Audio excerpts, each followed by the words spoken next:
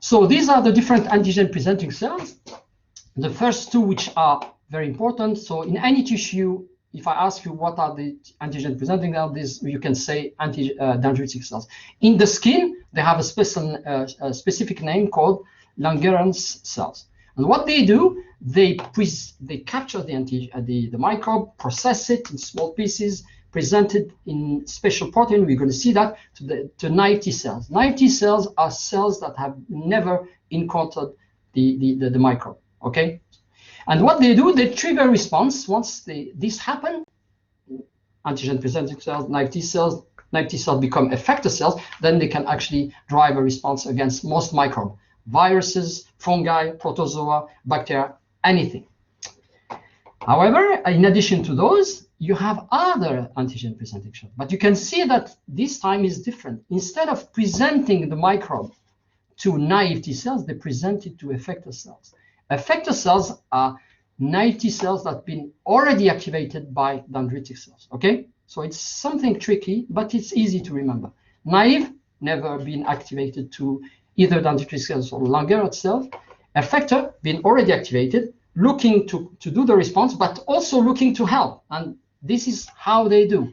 Macrophage, for their phagocytic activity, they need an extra help from effector T cells to boost the phagocytic activity. And that's the way it is. You always need an extra help. And the way they do it is by producing one particular cytokine called interferon gamma. You should know about interferon gamma because it's being used now as a therapy to help exactly patients with cancer, infection disease, such as tuberculosis, for example, to do what? To do exactly what they do in normal circumstances, to boost the phagocytic activity, and therefore to clear. The other example is B cells capture the antigen as well. They present it to effector cells, but now they need a different kind of help. Remember, when we are exposed to coronavirus, and hope you're not going to be exposed, the first antibody you're going to produce is IgM, okay? However, the IgM is good for acute protection, but it's not good for long term. Why? Because it can't get to tissue. You know, microbes, they don't stay only in the blood, they go in tissue, and you need the best antibody for that. And the best antibody is IgG. And in order for B cells to switch the production of IgM to IgG, they need the effector cells. They need T cell to help them and tell them, instruct them to switch now the antibody. We need IgG, which is the best antibody response. And we have patients, for example, with a deficiency in the protein that gives signal to B cell to switch, which is a disease called hyper IgM syndrome. These are immunodeficient patients that will come when they're young, at pretty young age, with multiple recurrent cyno-respiratory infection.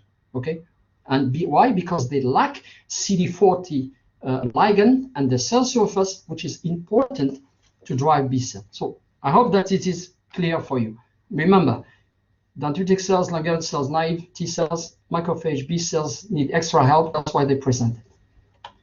Okay, where are they located? And you would basically know possibly where they are. They are located, just to remember, at all portal of entry, which basically are what? The skin and mucosal surfaces. So they will be present in all mucosal surfaces, so gut, lung, GI tract. They're present in the skin.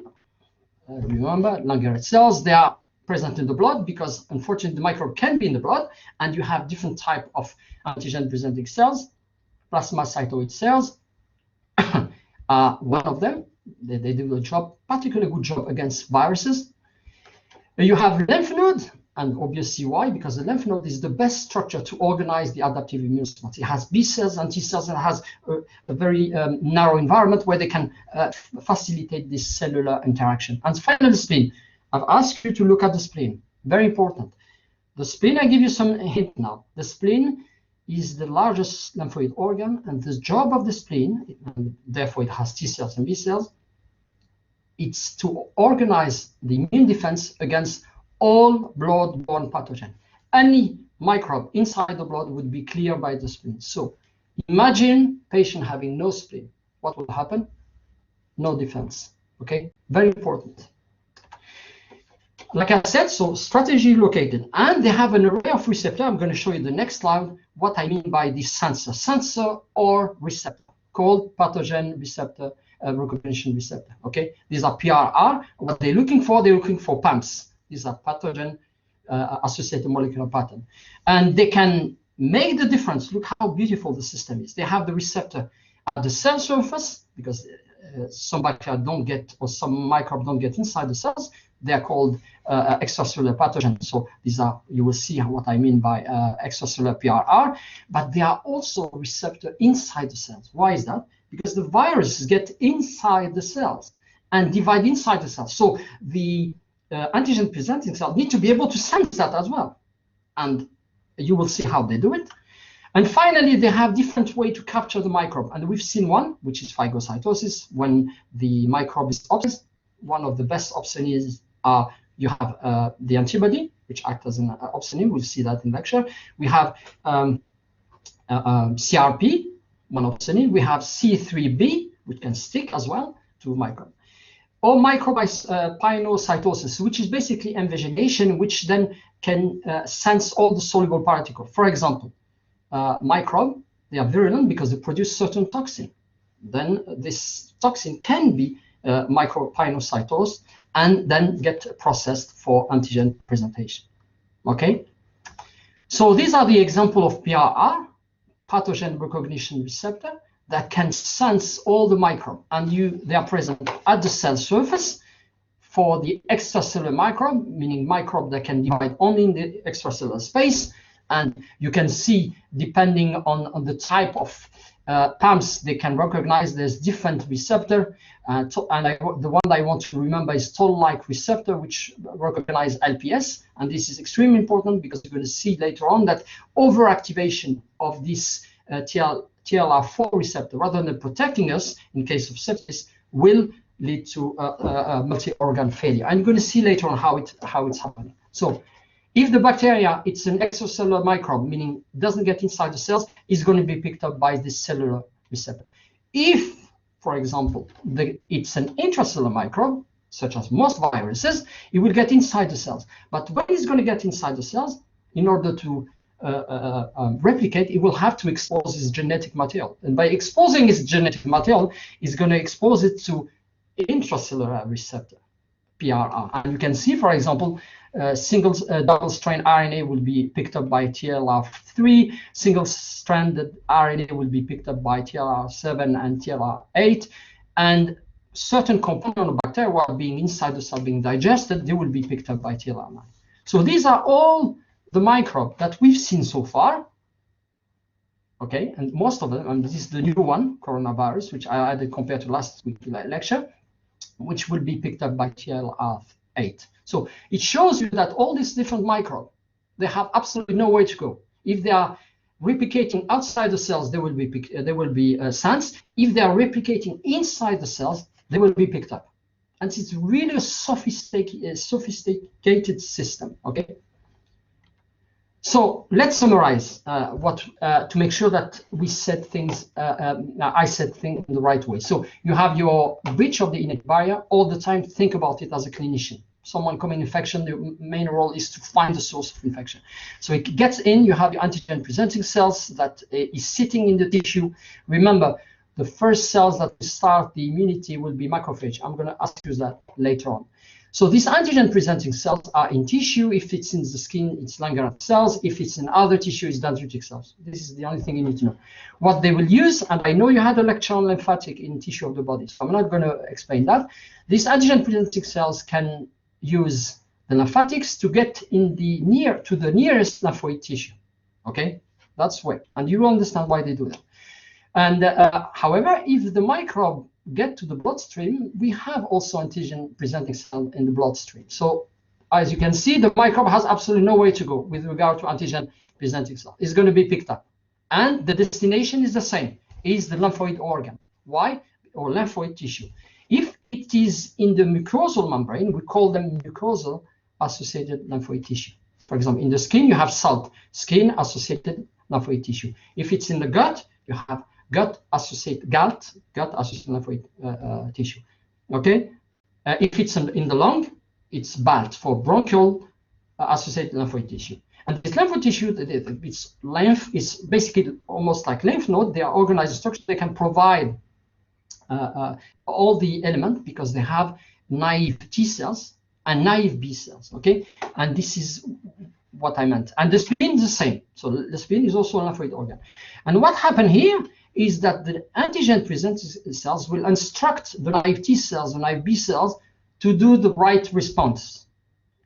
The right being for extracellular microbes, which are microbes that divide outside the cells, to use the production of antibodies, because antibodies are the best response against extracellular microbe. If it's an intracellular microbe, meaning microbe inside the cells, then you need a different type of response. And the antigen-presenting cells will tell to naive T cells, we need a cell-mediated immunity. We need cells capable of killing these virally infected cells, or we need cells to kill the malignant cells. So how is this antigen-presenting cell able to do this fantastic job, which is basically to educate the naive T cells which T cell response it does? It's very easy. Once it's picked up the microbe, it's going to chop it, which we define as antigen processing. So cut it in very small places, only the protein, nothing else. And then it's going to express this microbial peptide on the cell surface of these antigen-presenting cells. And then I will tell you on which cells, on which protein they present the microbe, and then they're going to express it and present it to the T cell receptor. And once you have the right match, peptide and T cell receptor, the naive T cell will become activated. And depending on the type of microbe being presented, the naive T cells will know exactly what type of response it will generate. And more importantly, he knows how the microbe look like. And this is basically what he's going to be looking for. So it's really specific. He has a protein signature to what he's looking for. And he knows that it's not cell.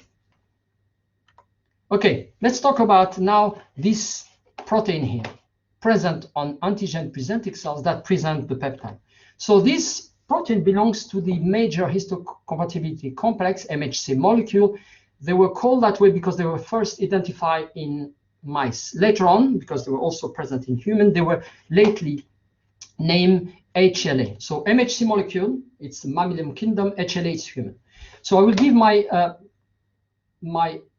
lot of respect to Professor Jean Dossé, late Professor Jean Dossé, who was among the people who actually discovered the HLA protein. And you will see today the amazing impact of his medical research. Very, very important. So a big respect. Very important for us not to forget the people who actually played a tremendous role in making sure that we can serve better our patients. So there's three types of MHC molecule, or HLA molecule, the way you want is fine.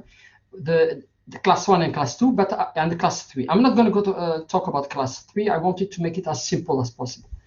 So the HLA class 1 are called HLA, or we call them MHC, but when you see the haplotype, their name is HLA. So HLA A, B, and C. These are the class 1.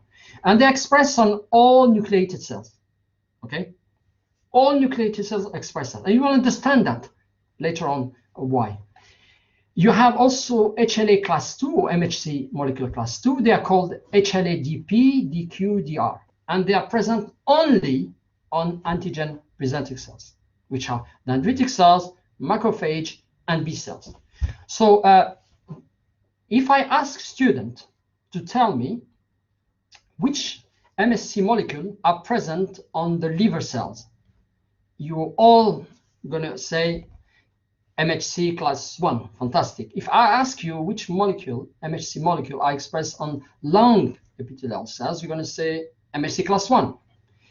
If I say now which MHC molecule are present in macrophage, Debbie, can we have a sensing on that? Yep. You want a poll? Yes, please. MHC molecule present on macrophage, for example. Because I ask that because students always do the mistake, and I don't want them to